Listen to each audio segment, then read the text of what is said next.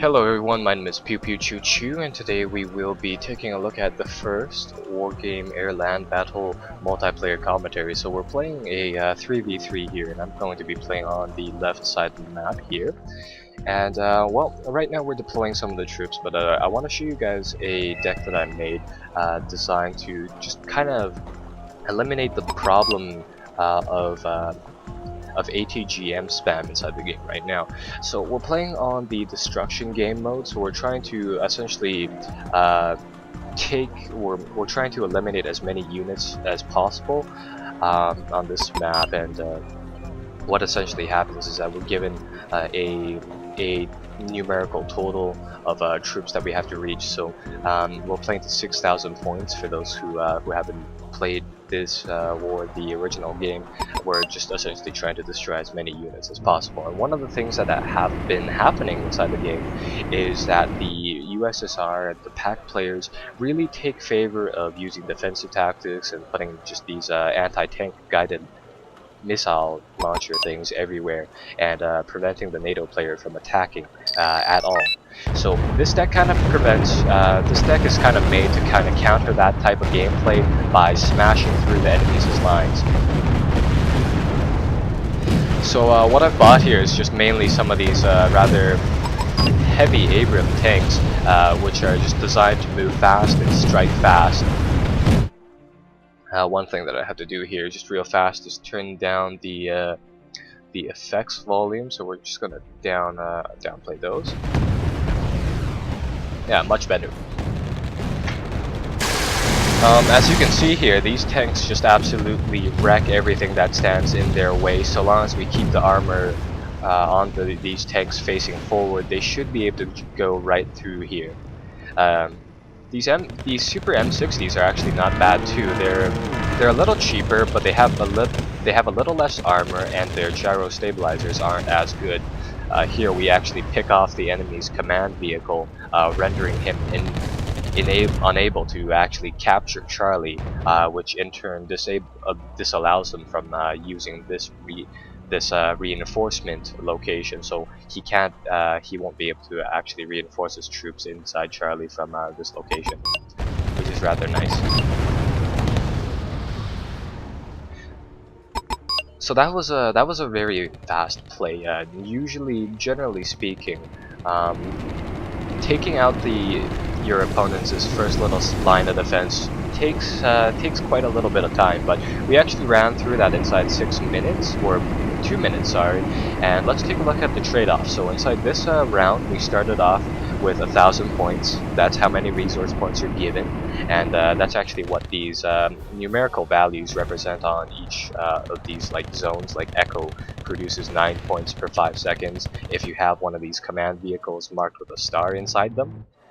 So we started off with 1,000 points. It looks like we destroyed 900 of the enemies, so we've taken out 90% of the enemy's forces, and we only lost 500 points. So in my books, that's a great trade. We were attacking, so we're actually expected to lose points. Generally speaking, attacking costs you lives, not the other way around, right? So we did a really good job there, and let's see if we can pick out a few more enemy forces. So it looks like the PACT player here is bringing up some of his infantry armed with those ATGM launchers. So these are just guided anti-tank missiles, and as you saw there, none of them hit. The reason behind that is that while we're fighting over here, what's happening is that, let's put the camera on neutral.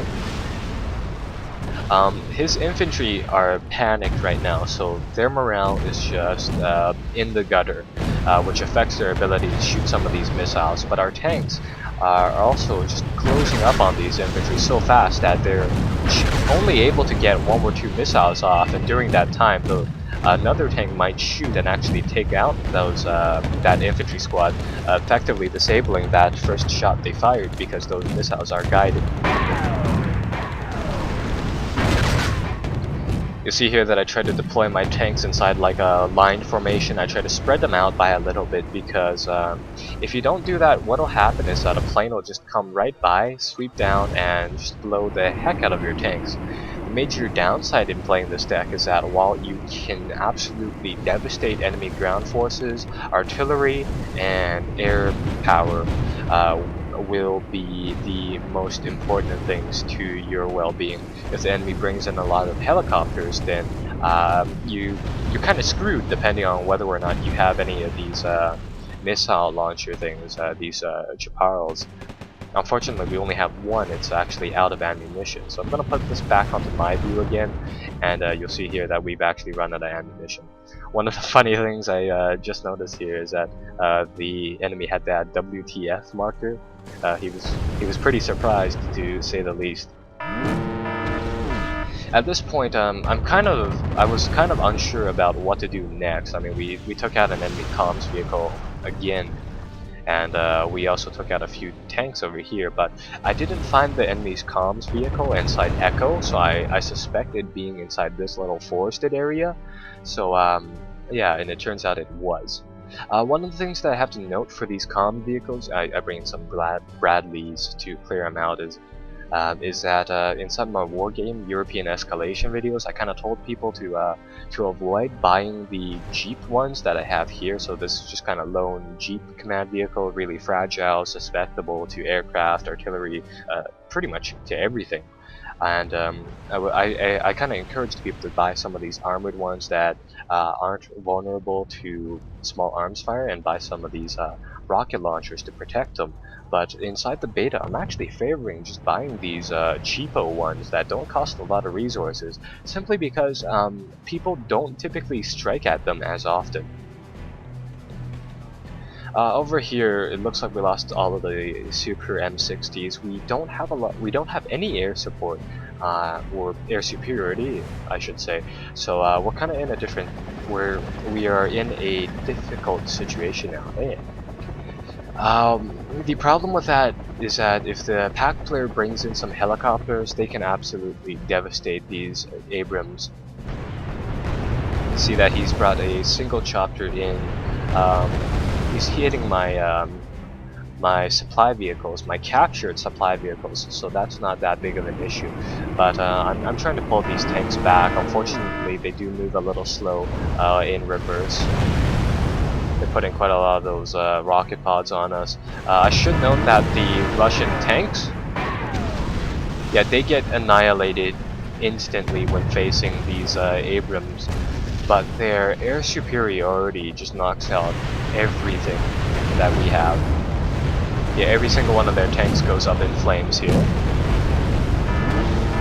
Another tank down, and unfortunately the plane gets our Abram column. So that's a really big disadvantage. If you don't have the air support needed to play this deck, it's going to cost quite a lot of points for us. Taking a look at that total once again, looks like we did 2,200 points in damage, and we lost, you know, I don't know now, seeing as how our point total is kind of split up between the different members of the PACT faction. I presume that we only lost about 1,000 points, seeing as how those were the troops that we initially bought. So overall, we're still maintaining that that efficiency ratio of 200%, so I'm not that worried.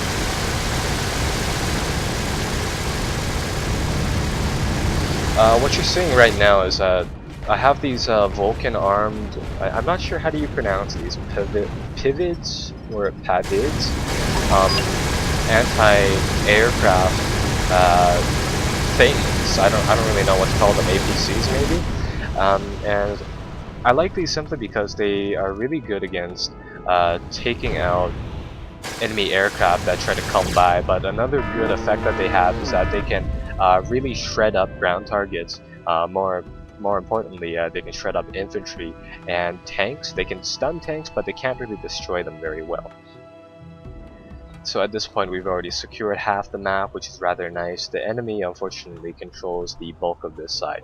I'm not sure about the map names inside the beta, unfortunately, but on this 3v3/4v4 map, the player on this side has a big advantage because they can go from Kilo to Juliet to India really easily, simply because of the defensive locations here. In Juliet, you have the central farm, which allows you to absolutely dominate this area. You have these forests right here, which will allow you to absolutely dominate India, but you also have this side forest, which allows you to attack India really easily, so they have an easier time on this flank. For us, we need to break the stalemate that develops from here. The PACT player will probably set up um, a defensive wall somewhere inside this general strip of land, so that might be a big problem. So to just, yeah, I set up a few flares to just kind of indicate where that position might be, and turns out I was right. He has a ton of units here. So what I plan on doing is that this little ridge here is actually one of the least defended areas the PACT players usually play. So what I planned on doing is that I just plan on moving all of my armor here, get them resupplied first and foremost, and then making a hole inside the enemy's lines here. The reason I kind of want to do that is that the Russian anti-air emplacements, like the Buck rocket or the Cub rocket launchers, are generally fairly expensive pieces. They go for about 80 resource points each, so they're fairly expensive. If I can make a little hole inside the enemy's lines and just kind of break through like that, I should be able to take out quite a lot of their rear guard units, and that should be able to give us quite a lot of points. So this is my force. Once again, I try to split them up just so that these MiGs miss most of their bombardments, but unfortunately this time they do get a few hits off of us. But nonetheless, most of our tanks are still alive, right? So that's pretty good. These tanks generally drive faster than the MiGs have, or they generally drive faster than what the enemy expects, so typically those MiG drops will miss unless you stand still. With the Abrams tanks, they generally have good gyro stabilizers to show, so there really shouldn't be a reason to keep them still. Over here, you'll notice that I don't have any more of those anti-aircraft vehicles, so I'm just trying to bring some airplanes to take out their air units. In the meantime, these tanks are just absolutely rolling everything that comes near them.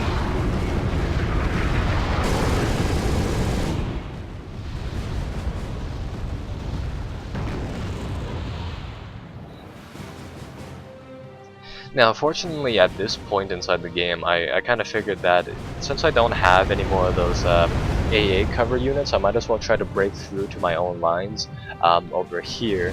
So I'm actually just going to drive these tanks straight and try to do as much damage as they can, and try to demolish every single thing that stands in my way. Unfortunately, rocket spam over here takes out quite a few of my tanks. Now at this point we're fairly close to it being game over. We are sitting at almost 5,900 points out of 6,000 points, so we're very close, and the enemy only has 500 points to go. Overall, the game can swing both ways right now, but it's very, very likely that we will win. So I take my reserves. I can still buy a few more of these Abrams tanks, but another problem with this deck, I would say, is that if you're not very good with a very small amount of units, you might run into the problem of losing way too many of your tanks. And the problem with this deck is that you only have a limited amount of these Abrams tanks. We only get, I believe, 8 of these M1A1 tanks, and we only have 16 of these M11P tanks. So everything inside this deck is fairly rare. But it looks like things worked out overall. That was a good game. We did tons of damage with this deck. So this will be the first inside the series of Wargame AirLand multiplayer commentary. So I'll see you guys next time where we take a look at another Blitz deck. So until then, be sure to like and subscribe, and a comment is always welcome. I'll see you guys until next time.